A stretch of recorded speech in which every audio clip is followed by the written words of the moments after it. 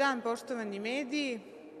Sve su prilike da ćemo, ukoliko bude usvojen predlog izmena Zakona o izboru narodnih poslanika i Zakona o lokalnim izborima, koje je predložila predstavnica Demokratske stranke gospođa Čomić, prisustvovati istorijskom trenutku srpskog parlamentarizma. Naime, ona je predložila da se na svakoj listi nađe najmanje 40% osoba manje zastupljenog pola, što je u našoj trenutnoj situaciji, što su to uglavnom uvek žene. Međutim, Stranka moderne Srbije podržaće ovaj predlog uz izvesne korekcije amandmanske, gde će se tačno precizirati da se na svakih 5 mesta nalaze 2 osobe manje zastupljenog pola, kako ne bi došlo do toga da se, recimo, u prvih 10 na 6 mesta nađu muškarci, a na ostalih 4 žene. Mi smo takođe predložili jedan amandman kojim se predviđa da u prvih 10 kandidata na svakoj listi bude jedna osoba sa invaliditetom. Zbog čega? Zbog toga što u Srbiji između 10 i 15% populacije prema proceni Svetske zdravstvene organizacije jesu osobe sa invaliditetom.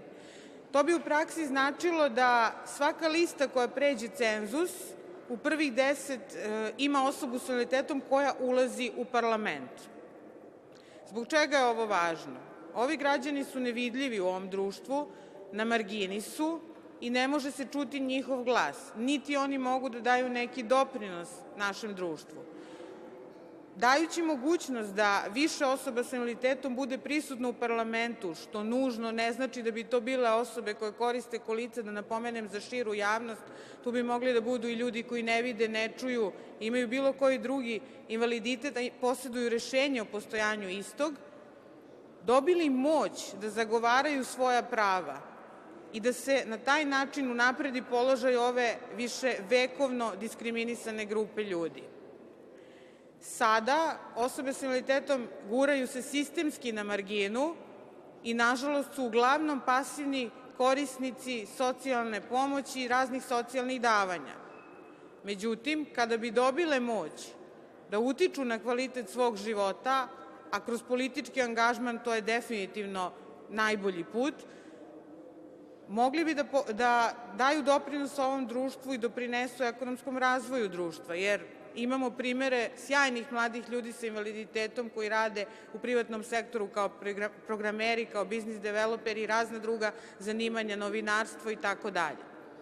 Dakle, mi apelujemo na vladajuću većinu i na sve poslanike koji su u parlamentu da podrže ovaj naš predlog, kako bismo zaista pokazali da smo društvo koje brine o svim građanima i društvo koje teži potpunoj inkluziji.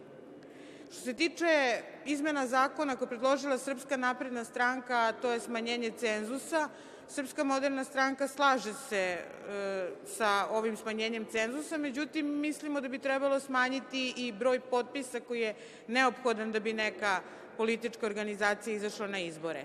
Kada je reč o ovom delu koji se odnosi na potvrdu nacionalnih saveta, smatramo da to nije dobro rešenje.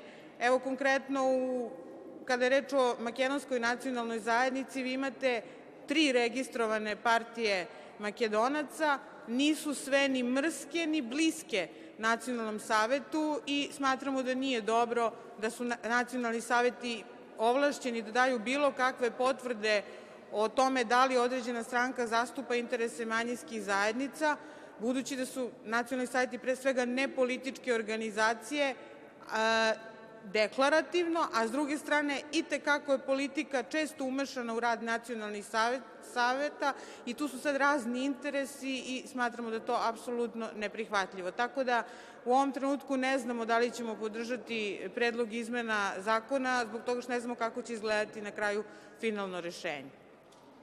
Da li ima neko pitanje? Nema. Hvala vam.